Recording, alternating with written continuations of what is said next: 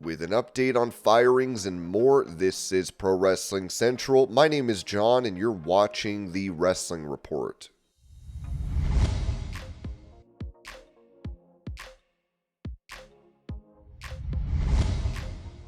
Touching on a potential location for upcoming WWE Premium Live events, Ringside News wrote that WWE is on a hot streak right now and many cities are vying to hold a major Premium Live event every year. In fact, Orlando is looking to host multiple UFC and WWE events over the next several years and is making a significant effort to bring these major sporting events to its venues. According to Ryan Lynch of the Orlando Business Journal, the Greater Orlando Sports Commission has submitted a request for an $18 million grant from the Tourist Development Tax Sports Incentive Committee. If approved, this funding would be used to bid on 4 major events under the TKO Group Holdings umbrella, which oversees both WWE and UFC. The city has outlined its goals for hosting the following events. In 2026, Orlando hopes to secure either WWE Survivor Series in November or Saturday night's main event in December at the Kia Center. In 2027, the city aims to bring a UFC pay-per-view event to the Kia Center in August or September. For 2028, Orlando is bidding to host WWE Royal Rumble at Camping World Stadium in February. The biggest target is 2031, when Orlando hopes to bring WrestleMania back to Camping World Stadium in mid to late April, with Kia Center hosting additional WrestleMania week events. The WrestleMania event itself would span 2 nights, along with Raw and SmackDown arena shows throughout the week. Jason Segel, president and CEO of the Greater Orlando Sports Commission, stated that this effort has been in the works for nearly 2 years. He also noted that other cities such as Indianapolis have been actively working to secure WWE events. Orlando has a strong history with WrestleMania, having previously hosted WrestleMania 24 and WrestleMania 33 at Camping World Stadium. If successful, this bid could bring some of the biggest wrestling and combat sports events back to the city in the coming years. Therefore, we'll have to wait and see if their bid will become a success in the end.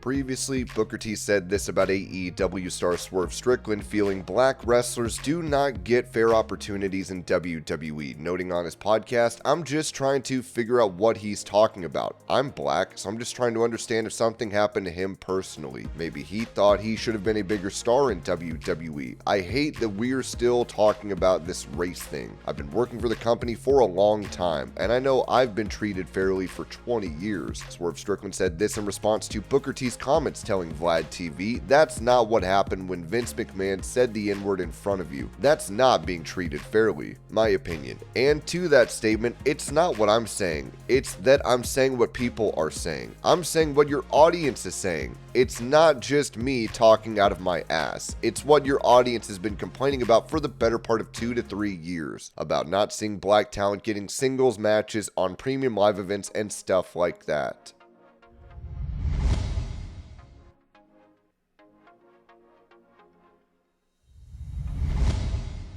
It appears some fans are not pleased with the El Grande Americano character in WWE. As WrestleVotes noted on Sportskeeda Wrestle Binge's live Q&A, they may have shown praise backstage, but the lucha community in Mexico is pissed off. I spoke to people. If you really think that making what they called a mockery of true luchadors, that's like a religion in Mexico. It's not like, like a funny thing. It's like a religion. It's like mocking their religion. Also, when Dragon Lee was unmasked, they just let him lie there. The broadcasters were not as outraged as people would have been back in the WCW days. Oh my god, this is a tradition in Mexico. They built it up very, very well, but from what I understand, as I said, the traditional old school luchadors and the fans that follow that tradition like a religion in Mexico were very upset.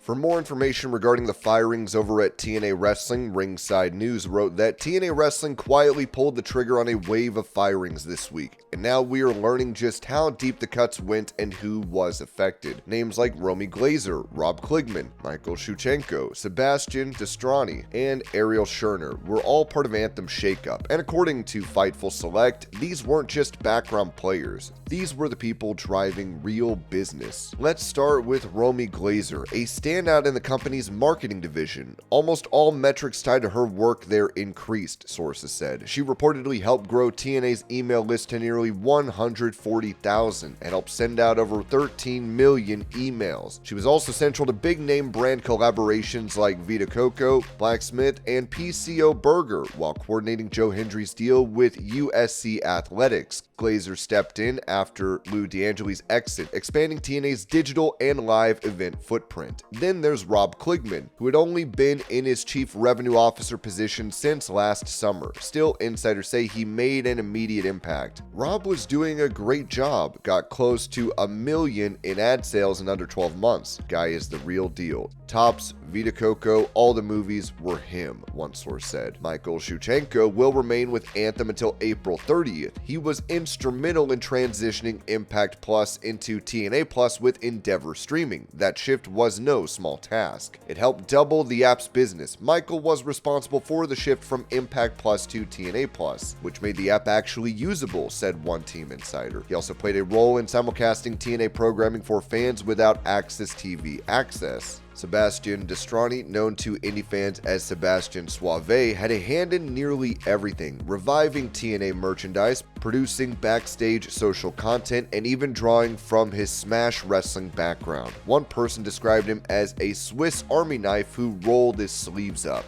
Ariel Scherner's departure wasn't a shock after Carlos Silva took over as TNA president, but his resume speaks for itself. He was behind many of TNA's major moves in the last year. Still, Scherner ran into some friction. Sources noted he had issues while visiting NXT, including a situation where talent reportedly didn't want him in the locker room and Shawn Michaels had to correct him. As for Raphael Morphy, TNA reportedly denied his involvement for months, but sources now say he was working behind the scenes despite a non-compete clause. He helped spike attendance in cities like Dallas, El Paso, and San Antonio, and even got TNA into UBS Arena. Poor ticket sales for that show may have played a role in the firings. While Anthem is yet to comment officially, it's clear the modern marketing and ad team made a huge difference. Just last year, they sold out 7 TNA Plus events, boosted digital buys, and helped deliver one of the company's most viewed pieces of content ever, with a 2.1 million view Instagram post tied to Vita Coco. If the goal was growth, the now Fire team helped make it happen, and fans are left wondering why they're being shown the door. And this was your pro wrestling news update. I hope you're all having a great day. Thank you so much for watching, and I will see y'all later.